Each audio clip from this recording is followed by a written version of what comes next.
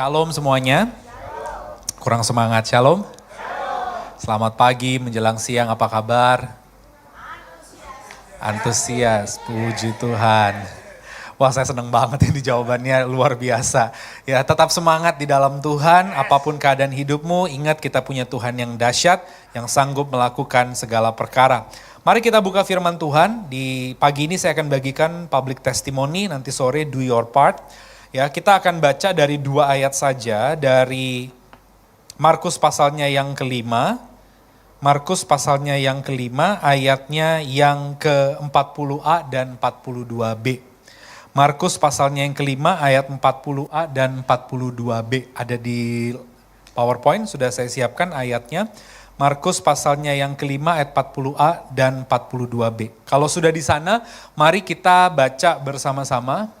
Ya, kita akan baca Markus 5 ayat 40a sampai 40a dan 42b. Bersama-sama 3 iya.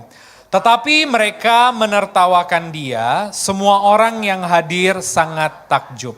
Saudara nanti komplitnya baca di rumah dari Markus pasal 5 ayat yang ke-21 sampai dengan yang ke-44. Di sana bercerita tentang Yesus membangkitkan anak dari seorang kepala rumah ibadat namanya Yairus, saudara. Nah, ayat yang ke-40a dan 42b, di sana kalimatnya indah, mereka menertawakan dia, lalu loncat ayat 42b, semua orang yang hadir menjadi takjub. Saya kasih judul khotbah saya, public testimony. Public testimony itu apa? Kesaksian yang menyeruak ke muka umum, saudara. Saya percaya Tuhan rindu pakai saudara untuk hidupnya boleh jadi kesaksian yang menyeruak ke muka umum. Amin. Jadi orang boleh kenal Yesus lewat hidupmu. Lewat cerita yang engkau alami, lewat kejadian, proses yang walaupun tidak enak, itu boleh jadi kesaksian sehingga nama Tuhan boleh dimuliakan. Jangan hanya menjadi orang Kristen yang berhenti di formalitas. KTP-nya Kristen, rutinitas, rutin saja, tapi hidupnya tidak menjangkau dan mengubahkan serta menjamah orang lain. Nah, hidup yang menjangkau, mengubahkan, menjamah menjadi kesaksian adalah hidup yang menjadi public testimony, saudara. Ya, kalau kita baca cerita tadi, itu bercerita tentang mujizat Tuhan yang luar biasa. Kalau kita lihat gambar selanjutnya, next Bapak Ibu Saudara, di depan ini ada seorang tokoh wanita yang dia itu biasa ada di dunia seni peran di Amerika, sudah meninggal, namanya Cicely Tyson. Cicely Tyson ini ya aktris, ya pemain peran, ya seorang seniman gitu di Amerika. Lahirnya 1924, wafatnya 2022. Jadi umurnya 98 tahun dia wafat, saudara. Sudah cukup panjang umurnya. Cicely Tyson ini tadinya lahir dengan tidak punya harapan masa depan. Karena dia bukan hanya seorang perempuan saja, dia kulit hitam, dia ekonominya lemah, sangat miskin, dan juga dia itu adalah orang yang tidak berpendidikan tinggi. Jadi kurang lebih saudara dia itu mengalami yang namanya quadruplet minority gitu. Tapi ternyata hidupnya tuh mengalami karya tangan Tuhan yang dahsyat luar biasa. Jadi dia masuk dalam dunia seni peran, walaupun awal-awalnya waktu dia main film di Hollywood itu dia protes, kenapa kok film-film yang dia perankan tuh selalu perempuan yang narkoba, perempuan yang punya kecanduan ini itu, karena memang kulit hitam identik seperti itu di Amerika. Tapi akhirnya sudah dia menang penghargaan demi penghargaan, demi penghargaan, demi penghargaan. Di Oscar dinominasikan, di Emmy dinominasikan, di lain-lain dinominasikan saudara. Sampai akhirnya orang jadi kenal dia menjadi aktris kulit hitam yang terkenal dengan bayaran yang cukup mahal. Nah, gambar berikutnya saudara, ternyata umur 80 sekian, itu foto dia umur 80-an loh saudara. Ya. Kelihatan awet muda gitu ya. Umur 80-an dia mendapatkan penghargaan dari Presiden Barack Obama, ya, penghargaan warga negara sipil tertinggi. President Medallion of Freedom, saudara. Jadi itu penghargaan selain dia dapat bulanan dari pemerintah, tentu dia nggak berharap bulanan karena dia sudah menjadi aktris yang sukses, ya. Tapi keluarganya itu sudah punya nama, dirawat negara, bahkan kalau meninggal semua negara yang urus, dan secara nama baik, kehormatan dia tuh sudah tinggi sekali karena dapat penghargaan sipil paling tinggi di Amerika. Nah, pada waktu dia mendapatkan itu, umur 80-an sekian, dibuatlah satu acara syukuran buat dia. Artis-artis pada nyanyi, dan ditanya ke dia, kamu mau request lagu apa? Dia cuma minta request satu lagu, saudara, yaitu Ku Berbahagia itu, gitu. Ku berbahagia, gitu. Karena di situ dia nyanyikan lagu, dia bilang, dulu saya hanya pelayan gereja yang kelihatannya di belakang layar, kemudian saya naik panggung nyanyi, dan saya tahu saya nggak punya apa-apa, saya wanita, kulit hitam, nggak berpendidikan, kemudian miskin dari keluarga miskin, kelihatannya nggak punya masa depan, tapi ternyata jaminan dalam hidup saya adalah Yesus itu sendiri. Dan Tuhan yang angkat dia naik secara luar biasa. Ini yang saya katakan hidupnya menjadi kesaksian yang menyeruak ke muka umum. Public testimony. Dari yang gak punya masa depan, gak bisa apa-apa, tidak diharapkan, dipandang sebelah mata. Akhirnya menjadi kesaksian dan nama Tuhan dimuliakan. Coba waktu diminta, kamu minta lagu apa gitu. Dia ternyata minta lagu yang lain-lain, itu mungkin gak jadi kesaksian. Tapi dia minta lagu yang memuliakan nama Tuhan. Sehingga seluruh dunia tahu bahwa hidupnya bisa menjadi seperti sekarang karena Tuhan yang berkarya secara luar biasa. Nah next saudara, apa hubungannya dengan cerita yang kita baca tadi 2 ayat? 2 ayat tadi itu saudara di ayat yang ke-40, dikatakan di sana semua orang menertawakan dia ini Yesus. Kenapa? Karena Tuhan Yesus sudah berjalan mau menuju ke rumahnya Yairus, ternyata menurut pemikiran manusia terlambat. Karena ternyata Yairus ini anaknya sudah mati. Lalu semua orang sudah ngumpul di depan rumahnya Yairus, sudah siap untuk upacara penguburan. Lalu Tuhan Yesus bilang, tenang aja anakmu tidak mati melainkan tidur. Tambah tertawa, dipermalukan. Berapa banyak di antara kita yang jadi orang Kristen sering seolah-olah merasa kita kok ikut Tuhan dipermalukan gitu ya. Kayaknya Tuhan gak tolong menurut maunya saya, waktunya saya, caranya saya. Tuhan harusnya besok, harusnya lusa, harusnya minggu depan Tuhan tolong. Loh kok Tuhan gak tolong-tolong. Kelihatannya orang mempermalukan saya. Belum lagi netizen 62 maha benar yang julid luar biasa, udah komenin saya gitu ya kan. Kayaknya saya udah umur segini kok belum ada pasangan, saya udah begini kok saya belum dapat kerjaan, katanya saya lulusan yang terbaik, bla bla bla bla bla. Tuhan, banyak orang menertawakan saya. Tapi akhirnya terjadi satu loncatan 42B, semua orang yang tadinya menertawakan netizen julid itu saudara, akhirnya mereka takjub karena hidupnya dipakai Tuhan menjadi kesaksian yang menyeruak ke muka umum. Public testimony. Saya yakin Tuhan yang sama mau bekerja juga dalam hidup saudara dan saya. Amin. Dia mau pakai cerita-cerita hidupmu menjadi cerita yang membawa kemuliaan buat nama Tuhan. Menjadi kesaksian yang menyeruak di muka umum. Saya catat di sini paling tidak dari cerita Yairus ini dengan anaknya ada 3 hal yang harus kita ketahui sebelum kita mengalami hidup kita jadi kesaksian yang menyeruak di muka umum. Public testimony. Yang pertama, saudara. Next, yang pertama, sebelum hidupmu menjadi kesaksian, ya, pengakuan iman saudara harus nampak dulu di muka umum. Katakan amin. Amin. Ya, jadi gimana saudara hidupnya menjadi kesaksian di muka umum kalau pengakuan imannya nggak muncul dulu di muka umum gitu. Ya saya pernah sampaikan satu kali saya pernah makan gitu ya di rumah makan, saya lihat ada orang celingak-celinguk gitu, mau doa aja bingung gitu saudara. Hal sesimpel untuk mengakui Yesus sebagai Tuhan, padahal kita berdiri di atas negara yang berlandaskan hukum. Saudara boleh berdoa menurut kepercayaan saudara, saudara nggak sedang membunuh orang, saudara nggak sedang memaksakan orang masuk agama saudara, saudara sedang berdoa aja, saudara ketakutan gitu. Nah, kurang lebih itu yang saya lihat di meja seberang dengan seorang anak muda yang mau makan aja bingung, takut kelihatan aku Kristen gitu. Gimana hidupnya mau jadi kesaksian di muka umum, kalau pengakuan imannya aja dia nggak berani tampakkan di muka umum, saudara. Next, gambar berikutnya, kalau kita bayangkan seorang tokoh yang namanya Yairus ini, nanti baca sendiri di rumah di dalam Markus pasal 5 mulai dari ayat 21. Kita bisa mengumpulkan data-data tentang siapa Yairus. Yang pertama, Yairus itu seorang suami, betul? Berarti dia kepala keluarga. Yang kedua, dia seorang ayah. Yang ketiga, anaknya tunggal. Yang keempat, anaknya perempuan hampir mati. Yang kelima, dia kepala rumah ibadat. Saudara bayangkan ya, setiap kali saya mau menyampaikan cerita Alkitab, saya selalu berusaha membayangkan cerita itu dengan konteks zaman itu, saudara. Yang namanya Yairus ini seorang suami, seorang ayah, punya anak perempuan tunggal. Berapa banyak di antara kita yang punya anak tunggal di sini boleh tunjuk tangan? Gitu, wah punya anak tunggal ya. Berarti bisa dibayangkan sayangnya luar biasa, bukan? Punya anak tunggal. Sudah begitu anak tunggalnya Yairus ini perempuan. Riset, saya ngomong dengan riset saja ya, anak perempuan punya relasi spesial dengan papanya, anak laki punya relasi spesial dengan mamanya. Jangan dipelintir, bukan berarti anak perempuan gak punya relasi spesial sama mamanya, enggak gitu. Tetapi perempuan dengan papanya, anak laki dengan mamanya, kenapa punya relasi spesial? Karena dia mengenal lawan jenis yang pertama-tama dalam hidupnya ya dari orang tuanya gitu. Jadi kalau saya misalkan, saya biasa mukulin istri saya, enggak loh ya gitu ya. Saya biasa mukulin istri saya berarti anak saya akan tahu, oh berarti laki-laki itu tukang pukul gitu ya. Gitu. Lain kalau tiap kali istri saya pulang belanja, terus saya bawakan belanjaannya gitu. Oh jadi laki-laki itu seperti itu. Demikian pula laki-laki juga tahu perempuan ya dari mamanya gitu. Jadi ada satu relasi spesial. Nah sudah begitu nih anaknya tunggal, satu-satunya. Dan Alkitab mencatat anaknya ini sakit hampir mati, dying, sekarat saudara.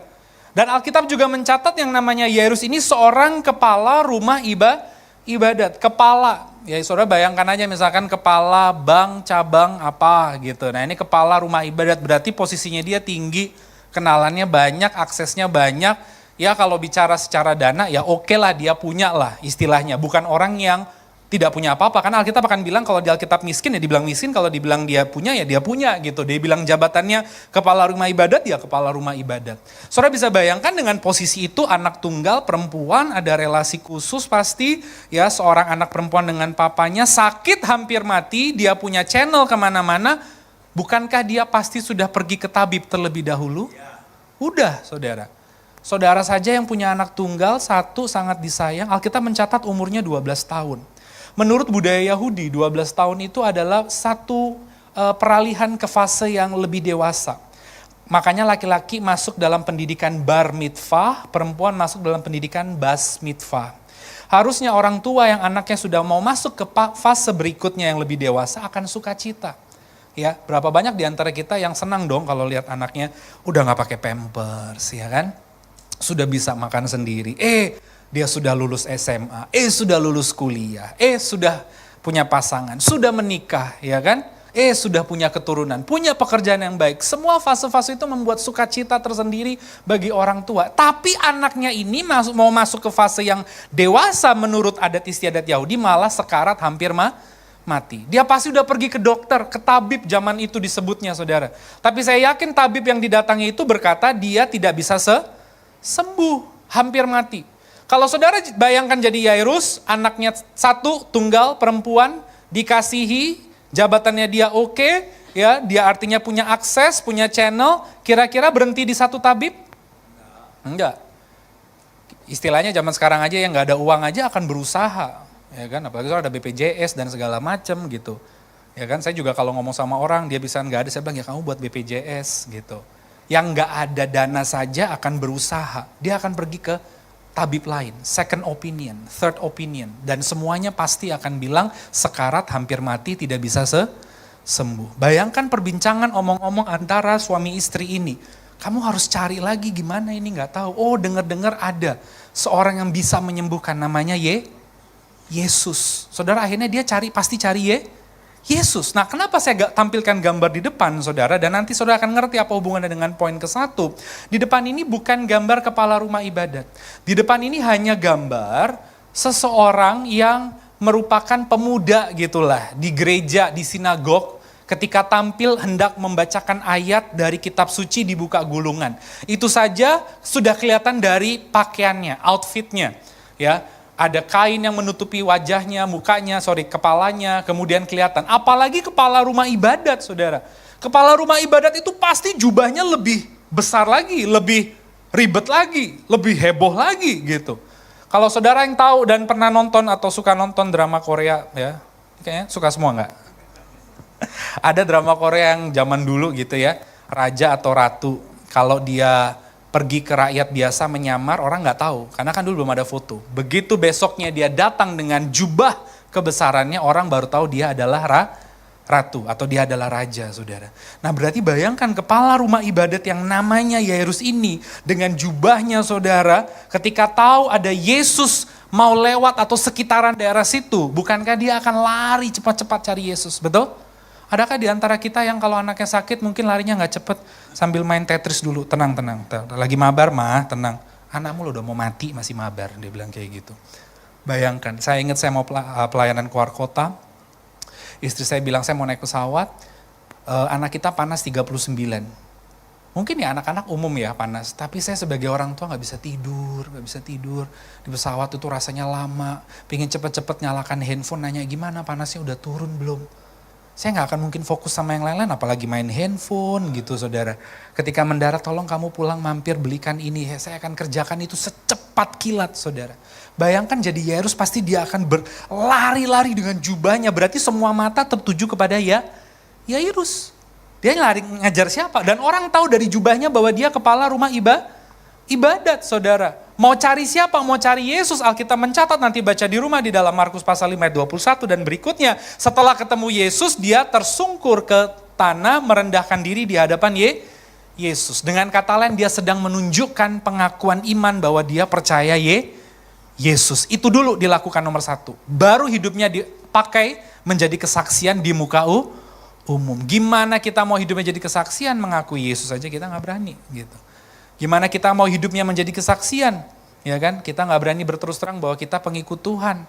Ya kan? Kita harus berani berkata berdiri di atas sesuatu kebenaran. A ya A, B ya B. Ya kan? C ya C. Alkitab bilang A, ya udah aku kerjakan A. Nanti kalau dunia ngomong apa bagaimana itu bukan urusan kita, itu urusan lain. Tapi pengakuan iman itu harus muncul dulu di muka umum. Baru hidup kita dipakai menjadi kesaksian di muka umum.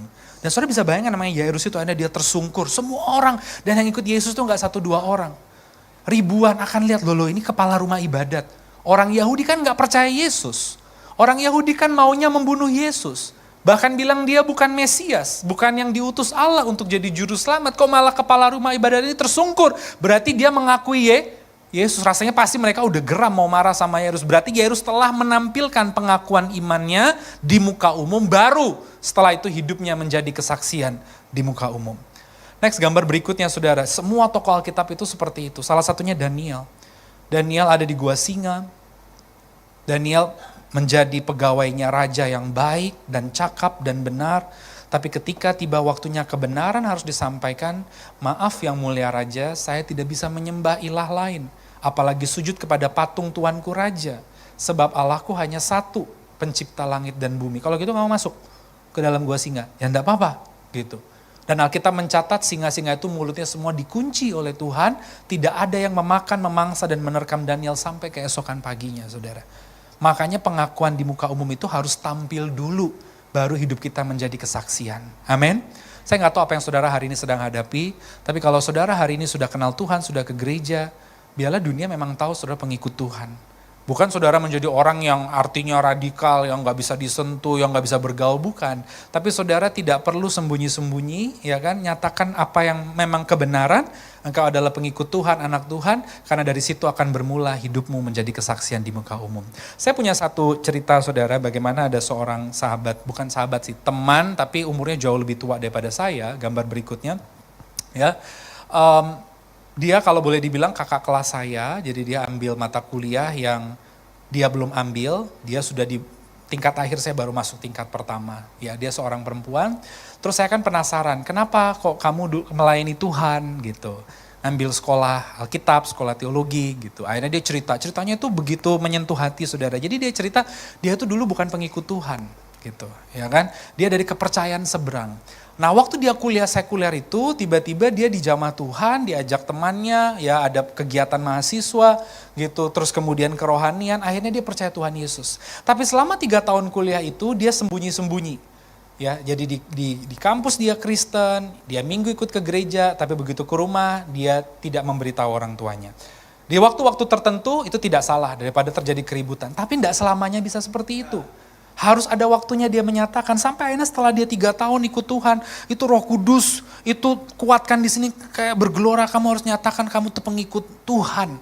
Nggak bisa kamu terus diam-diam. Akhirnya dia kuatkan, ya tekadnya, dia pulang ke rumah, dia mau ngomong sama mama papanya. Gitu. Nah pada waktu dia pulang ke rumah, ya mama papanya itu sesepuh dari kepercayaan seberang saudara. Itu orang lagi ngumpul. Mau persekutuan doanya seberang gitu saudara, ya kan? Udah duduk semua ya di ruang tamu di lantai, udah kue-kue udah diedarin. Gak tahu bagaimana dia ke lantai atas, dia ke kamar, dia packing saudara, baju. Gak tahu itu benar dia masukin aja, gak tahu bagaimana tuh Roh Kudus tuntun gitu. Terus dia turun dengan tas yang ada itu, ya dia juga gak tahu mau kemana, tapi dia packing aja. Terus dia ngomong gini, Ma aku mau ngomong ke belakang sebentar. Ditarik mamanya dari ruang tamu, ya ke ruang makan. Maaf aku sekarang udah percaya Tuhan Yesus. Mamanya kaget saudara. Bukannya mamanya diam-diam, anaknya malah diseret ke ruang tamu saudara, dihakimi di depan semua itu orang-orang persekutuan itu saudara. Ya persekutuan seberang gitu ya. Dimarah-marahin, kamu pilih Yesus atau pilih sama kita? Langsung mamanya ke kamar udah kalap saudara, ya aktenya dirobek. Ijazahnya apalah SMA dirobek saudara dan segala macam. Biar kamu rasa tuh kamu gak bisa kerja, gak bisa hidup. Dia bilang begitu.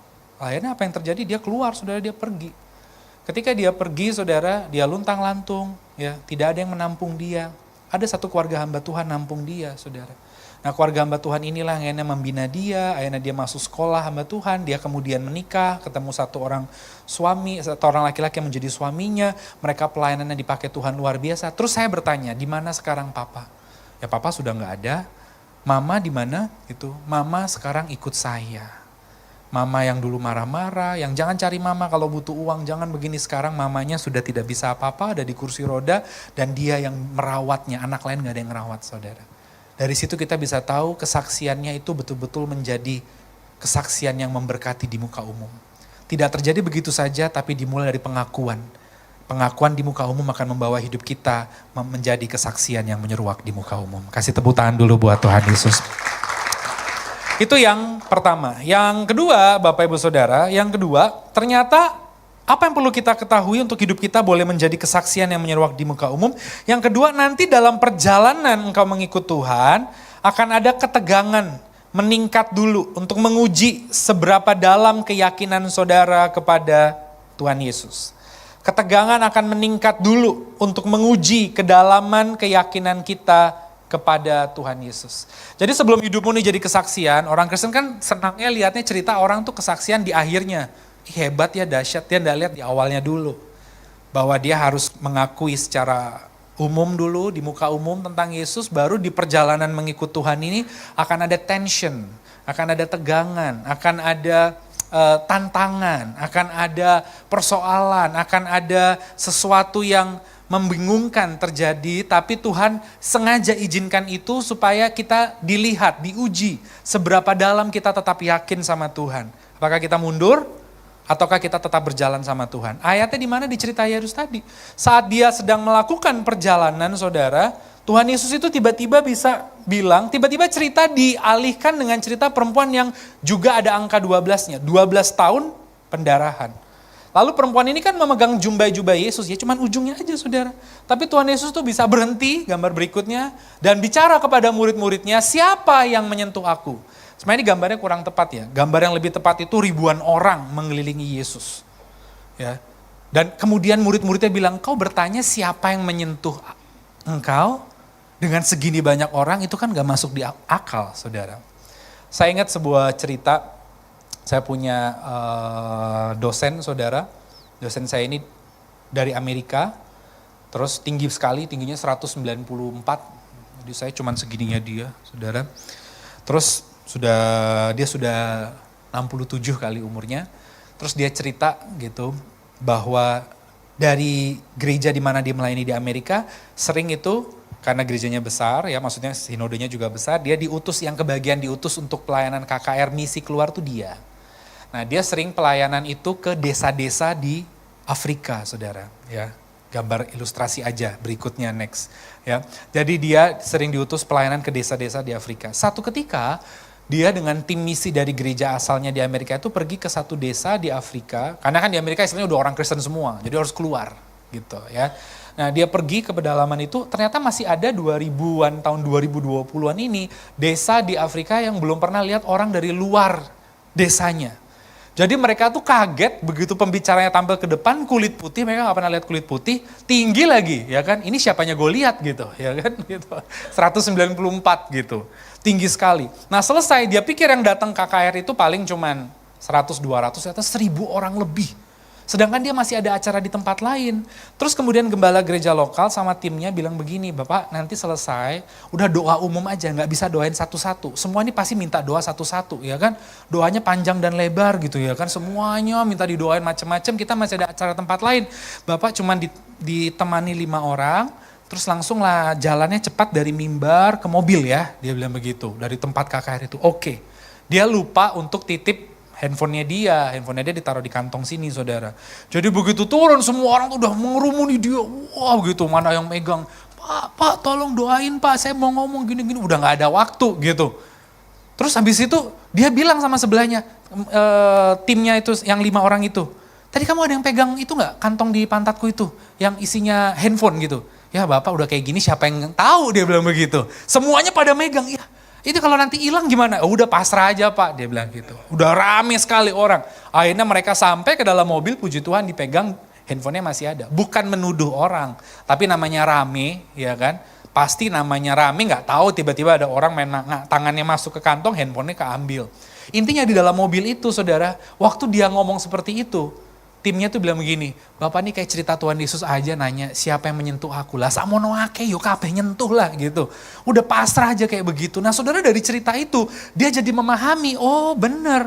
Waktu Tuhan Yesus bicara siapa yang menyentuh aku, bukan hanya murid-muridnya, pasti Yairus juga bingung. Ini Tuhan Yesus pakai berhenti lagi. Kalau istilahnya di dalam rumah sakit, yang antre dulu, yang dilayani dulu, yang datang dulu kan aku gitu. Tapi kenapa yang dilayani justru perempuan yang 12 tahun pendarahan ini? Saudara dalam perjalanan kehidupan seringkali kita tuh seperti itu. Mengikut Tuhan kayaknya kok nggak langsung dijawab. Seolah-olah Tuhan kok, sering loh kalau sudah baca Alkitab Tuhan Yesus itu, ya bahasa saya ya aneh-aneh gitu, ya kan gitu. Yang nggak bisa dimasuk pikiran gitu. Udah tahu Lazarus sakit malah ditunda perjalanan 2 hari, ya kan. Saudara tahu cerita Yesus memberi makan 5.000 orang yang baca di Injil Markus. Kalau saudara baca, saudara akan kaget bagaimana cara Tuhan itu luar biasa. Dan kita kadang gak bisa memahami maksud Tuhan. Jadi waktu sebelum Yesus memberi makan 5.000 orang, Tuhan Yesus itu suruh murid-muridnya pergi. Dia utus 2 untuk pelayanan. Dan saudara perhatikan di dalam Markus itu, pesannya Tuhan Yesus itu apa? Pergi, jangan bawa roti. Ada kata-katanya seperti itu. Jangan bawa uang, kalau kamu diterima di rumah itu kamu layani, kamu dikasih makan, puji Tuhan. Kalau kamu ditolak, kebaskan saja kasutmu di situ, kurang lebih seperti itu. Setelah selesai melayani, mereka report, ya kan, laporan balik. Guru, sudah, ibarat praktek lapangan sudah laporan gitu ya kan. Wah semuanya luar biasa menerima jamahan Tuhan yang sakit sembuh dan sebagainya. Pada waktu mereka lagi laporan, Alkitab mencatat, datanglah orang banyak berbondong-bondong. Dan Alkitab mencatat 5.000 orang gitu. Terus kemudian mereka itu lapar. Tuhan Yesus tergerak oleh belas kasih. Tuhan Yesus ngomong apa sama murid-muridnya? Ada padamu roti? Loh saya genah gitu Tuhan Yesus. Ya kan? Tadi suruh gak bawa roti. Sekarang ditanya bawa roti. Kalau gitu kamu suruh mereka duduk. Mateng gak saudara? Saudara orang lapar disuruh duduk berarti ekspektasinya dikasih roh. Udah saudara siap. Saudara kayaknya semua sering PHP-in orang ya. Nah itulah, Tuhan Yesus ini mau PHP ya gitu. Saya bisa bayangkan saudara, saya punya anak yang paling kecil, yang masih TK, itu saya bilang sama dia, nanti ya, oke, we go and buy some snack lah gitu, di supermarket. Iya. Terus saya lupa saya ngomong itu, lagi di jalan, istri saya telepon. Tolong dong beliin, apa ya saya lupa, kecap lah apa gitu ya. Waduh, ya udah deh ya kan. Daripada nanti sampai rumah makanan yang gak jadi gitu kan. Mampir saudara. Saya mampir, saya bawa anak saya yang kedua itu saudara. Saya lupa ngomong bahwa ini saya cuma beli titipan mami gitu. Dia pikir akan dibelikan snack gitu. Saya gak ngomong, saya gak sadar, saya gak ingat. Setelah sampai di kasir, begitu mau keluar saudara dia nangis di pintu depan. Oh kenapa nangis? Saya bilang, kirain mau beli snack. Kenapa kalau saya gak dibelikan snack, kenapa saya dibawa turun gitu. Iya juga ya saya bilang gitu. Ya saya lupa gitu. Nah di situ saya tahu, oh berarti bayangkan murid-murid itu suruh 5.000 orang itu duduk gitu. Lah kita nggak ada roti loh guru. Nggak cukup loh. Ya kan kita nanti digeruduk loh ya kan.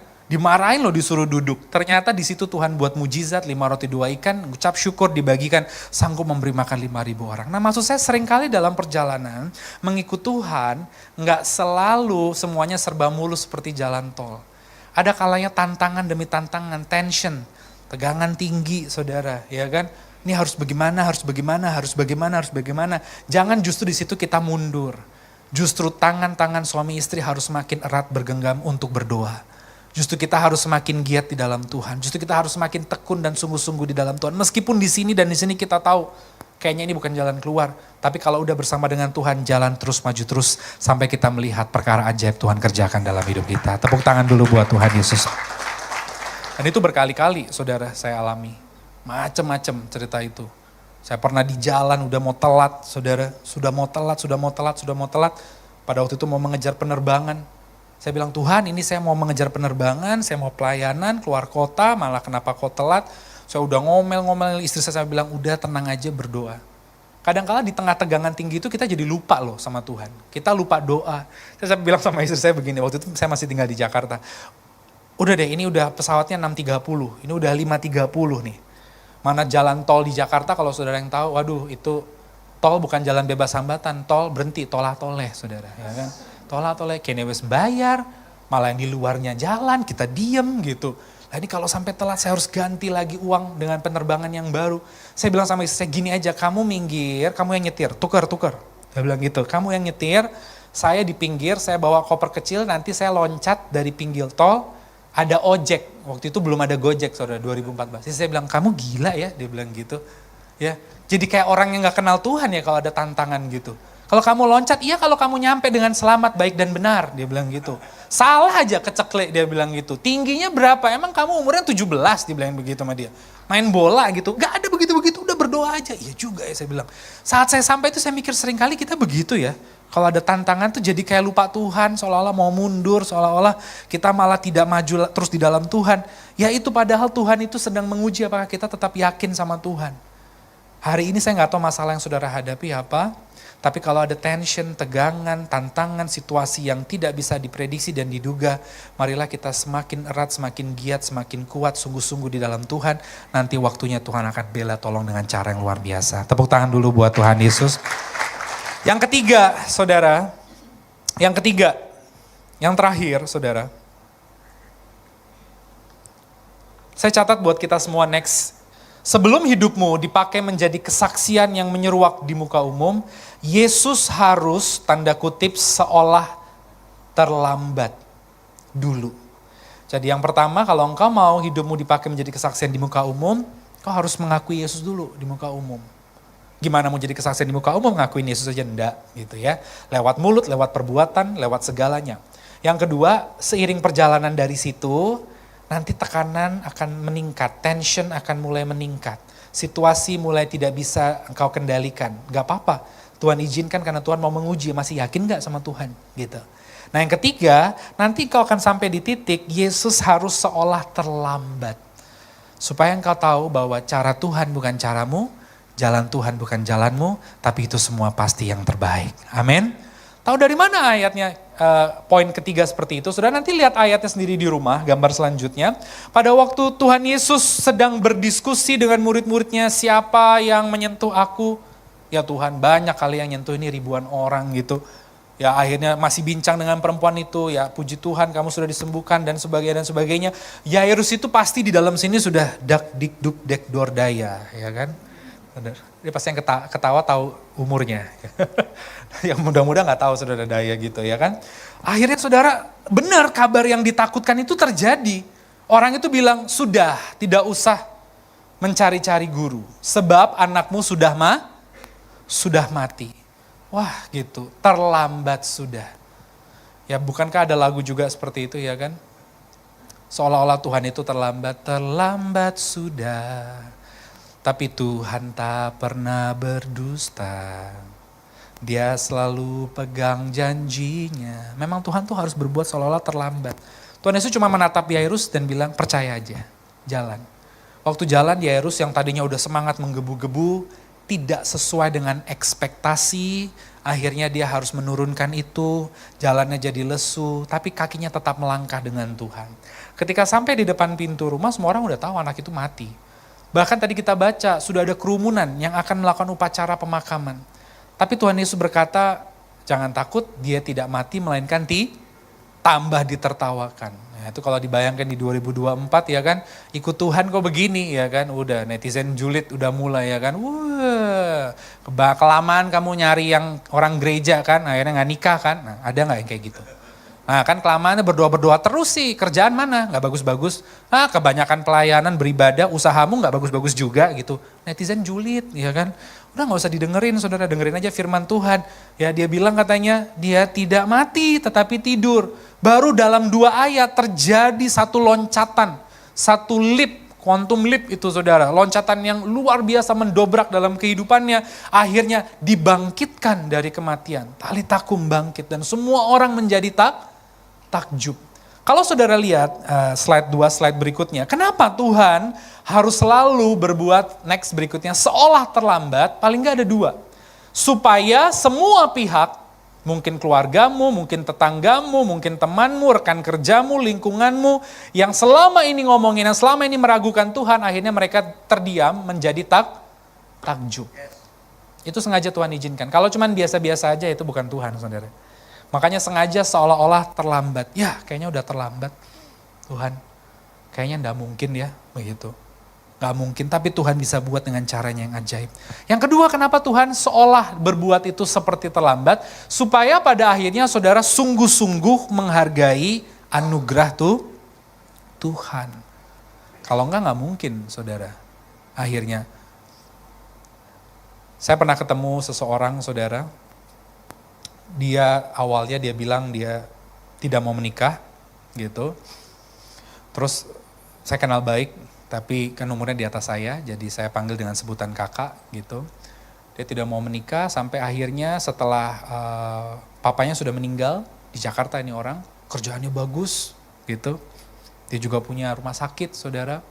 Terus mamanya sudah usia lanjut, adik-adiknya sudah menikah semua. Terus akhirnya mamanya bilang gini, sebelum mama mati, mama cuma mau kamu menikah gitu. Waduh saudara, akhirnya gak tahu bagaimana dia bergumul gitu. Terus abis itu dia bilang, ya sudah aku mau menikah. Tapi siapa yang mau dengan aku sudah 52 tahun. 52 tahun saudara. Ya. Padahal dia orang yang punya gitu. Artinya kalau mau dandan bisa, kalau mau apa. Tapi mungkin dari awalnya dia tidak mau menikah. Tapi akhirnya itu pesan mamanya sebelum meninggal. Akhirnya saudara ya bagaimana ya berserah sama Tuhan. Tuhan bisa jawab loh saudara. Tuhan kasih pasangan. Dia sampai terheran-heran saudara. Ya. Dia 52 ya, walaupun pasangannya berondong lah 49 gitu. Saudara, lebih muda 3 tahun. Tapi toh Tuhan jawab kan gitu. Dia kalau cerita kesaksian ya memang tidak memiliki keturunan karena dia sudah usia gitu. Itu tidak ada masalah saudara. Tapi dia bisa terheran, kok bisa ya Tuhan. Akhirnya mereka diberkati di Kana di Israel saudara. Karena mereka mau private, karena kalau enggak itu nanti bikin acaranya macem-macem di Indonesia gitu, kurang lebih seperti itu. Tapi waktu dia bersaksi itu, saudara, dia cerita, Tuhan tuh ajaib ya. Kalau dilihat-lihat mama saya tuh sebelum meninggal, akhirnya mamanya sudah meninggal, saya kenal dengan mamanya juga, saya panggilnya Oma. Mamanya juga berpikir kayaknya anak ini gak mungkin deh punya pasangan. Tapi akhirnya sebelum meninggal, Tuhan bisa buat punya pasangan saudara. Dengan cara yang ajaib. Nah seringkali Tuhan tuh seolah terlambat. Terlambat karena menurut hitungan kita. Menurut kalender kita, menurut jam kita, menurut waktunya kita ini telat gitu.